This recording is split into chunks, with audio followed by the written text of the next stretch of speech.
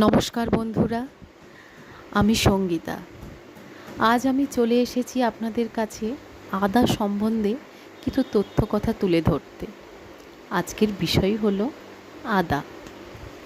তো আদা আমরা সবাই জানি রান্নার মশলা হিসেবে ব্যবহার করা হয়।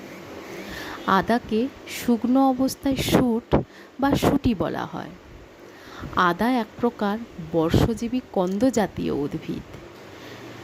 গাছ 3 থেকে 4 ফুট লম্বা হয়। পাতাগুলো সবুজ ও সুন্দর হয়।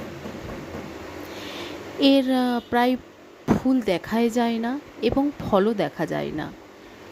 এর শিকড়, কন্দ বা শিকড় ব্যবহার করা হয়।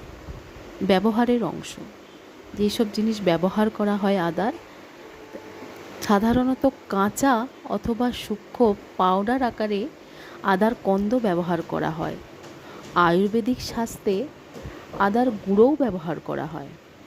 আদার গুঁড়োটাই বেশি ব্যবহার করা হয়। কোন কোন অংশ কিভাবে ব্যবহার করা হয় তা জেনে নিন। যখন আমাদের খাবার প্রতি অরুচি বা মুখের টেস্ট চলে যায়, যখন জ্বর হয় তখন তো আমাদের বেশিরভাগ সবার ক্ষেত্রে মুখের অরুচি চলে যায়। তখন আমরা কি করব, সিকি কাপ জলে 2 চামচ আদার রস ও সামান্য লবণ মিশিয়ে 10 থেকে 15 মিনিট মুখে পুরে কিছুক্ষণ রেখে দেব। তারপরেই আমাদের খাবার অরুচি ফিরে আসবে।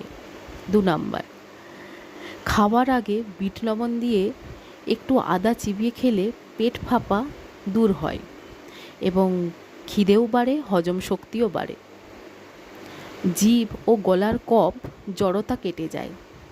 3 নাম্বার, সর্দি ও জ্বরে আদার রসের সাথে মধু মিশিয়ে খেলে উপকার পাবেন।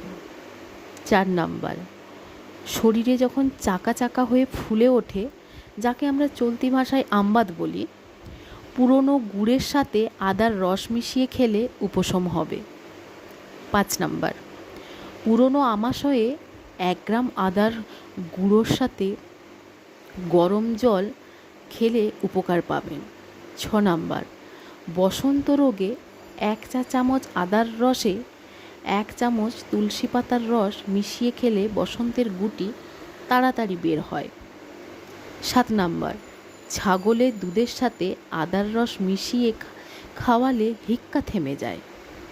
8 নাম্বার, কোন জায়গায় কেটে গেলে তখন আদার রসের গুঁড়ো চিপে লাগিয়ে দিলে রক্ত পড়া বন্ধ হয়ে যায়। এই হলো আজকে আমার টিপস। যদি আমার ভিডিও ভালো লাগে তাহলে প্লিজ আপনারা লাইক, শেয়ার, কমেন্ট করবেন প্লিজ। নমস্কার।